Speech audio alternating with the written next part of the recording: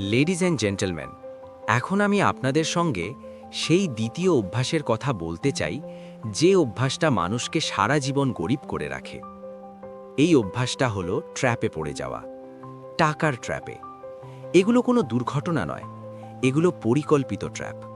তুমি যে বিজ্ঞাপনগুলো দেখো, বাজারের নজরকাড়া অফার, তোমার ফোনের অ্যাপ, সব কিছুই বানানো হয়েছে তোমার পকেট থেকে টাকা বের করে নেয়ার উদ্দেশ্যে।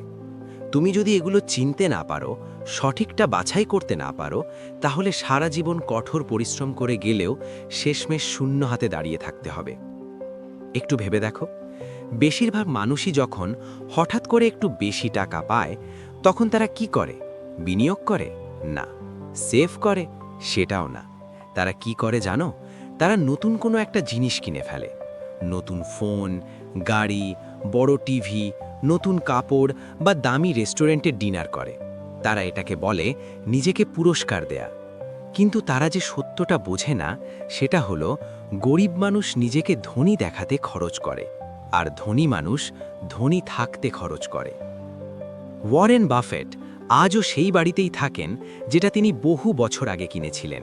আর অন্যদিকে মাসে $500 আয় করা একজন মানুষ খুশি মনে লোন নিয়ে $1000 ফোন কিনে ফেলে। এটাই হলো কনজিউমার ট্র্যাপ বা ভোক্তার ফাঁদ।